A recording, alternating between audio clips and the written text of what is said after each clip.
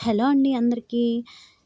అందరికీ నోరూరించే సేమియా కేసరి ఇవాళ సుత్తి లేకుండా మీకోసం చాలా టేస్టీగా, ఈజీగా ఎలా ప్రిపేర్ చేసుకోవాలో ఈ వీడియోలో చూసేద్దాం. ముందుగా స్టవ్ ఆన్ చేసుకొని 2 టేబుల్ స్పూన్ నెయ్యేసుకొని, అందులో 3 టేబుల్ స్పూన్ జీడిపప్పు, 3 టేబుల్ స్పూన్ కిస్మిస్ వేసుకొని, అవి బాగా గోల్డెన్ కలర్‌లోకి వచ్చాక ఒక ప్లేట్‌లోకి తీసుకొని పక్కన పెట్టేసుకోండి. నెక్స్ట్ అదే దాకలో 2 గ్లాసెస్ వాటర్ తీసుకుందాం. దీన్ని హై ఫ్లేమ్‌లోనే ఉంచాలండి.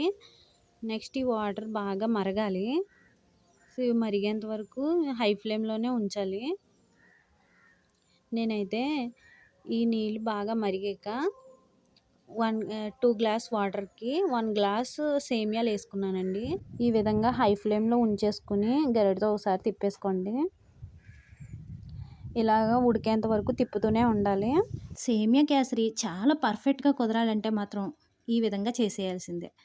ఇప్పుడు ఒక జల్లెడ బుట్ట తీసుకొని, ఆ జల్లెడ బుట్టలో సేమియాలు ఉడికిపోయాక అందులో వార్చేసుకోండి. నేనైతే ఆ క్లిప్‌ని తీసేసానండి. మీరైతే ఓ 10 నిమిషాలు ఉడికించేసుకొని సేమియాలని చెమ్మంతా పోయేంత వరకు ఒక దాంట్లో వార్చేసుకోండి. నెక్స్ట్ మళ్ళీ అదే దాకలో 1 గ్లాస్ బెల్లానికి 1 ½ గ్లాసెస్ వాటర్ వేసుకోండి. తీపి తినే వాళ్ళైతే ఇంకొంచెం వేసుకోవచ్చు. పర్ఫెక్ట్‌గా సమానంగా ఉండాలంటే ఇలాగైతే సరిపోతుంది. సో, నేను ఇలా అయితే ఏసేసుకున్నాను. నేనైతే షుగర్‌కి బదులు బెల్లాన్నే యూజ్ చేశానండి. బెల్లంతో అయితే చాలా టేస్టీగా ఉంటుంది కదా! అందుకని నేను బెల్లాన్నే యూజ్ చేశాను. నెక్స్ట్ వచ్చేసి 4 యాలక్కాయలు వేసుకోవాలి. మా సేమియా కేసరి బావుండాలంటే మంచి ఫ్లేవర్ కోసం యాలక్కాయలు వేసేసుకోవాలి కదండీ మరి. సో, ఇలా బాగా మరగనిచ్చేసి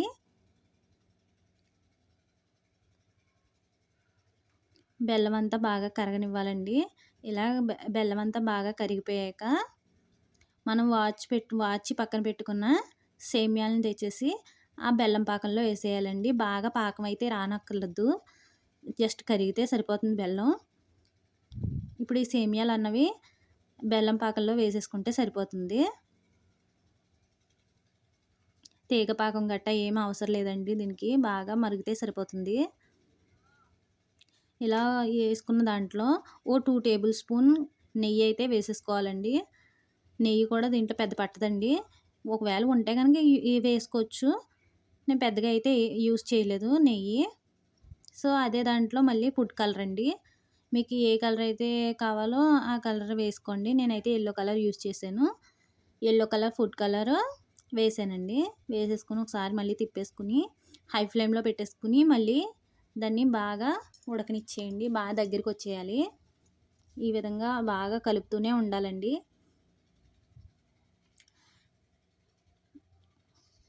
చాలా అంటే చాలా టేస్టీగా ఉండే ఈ సేమియా కేసరి ఎవరైనా వచ్చినప్పుడు ఈ విధంగా చేయండి. చాలా పర్ఫెక్ట్‌గా కుదురుతుంది ఈ కొలతలతో చేస్తేని. అలాగే మనం పక్కన పెట్టుకున్న డ్రై ఫ్రూట్స్‌ని కూడా కొద్దిగా అందులో ఏసేసుకోవాలి.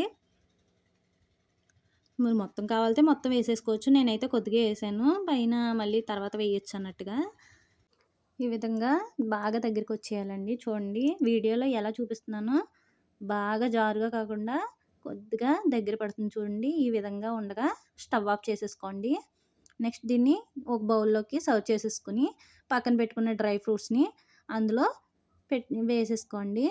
సో, చాలా అంటే చాలా టేస్టీగా ఉండే ఈ సేమియా కేసరి ఎలా వచ్చిందో ప్లీజ్ లైక్ చేసి, కామెంట్ చేసి, సబ్స్క్రైబ్ చేసుకోండి. మీరు కూడా ఒకసారి చేసి చూడండి. పక్కాగా చాలా టేస్టీగా రావాలంటే ఈ విధంగా చేయాల్సిందే. ఓకే. బాయ్ బాయ్ అండి. Thank you.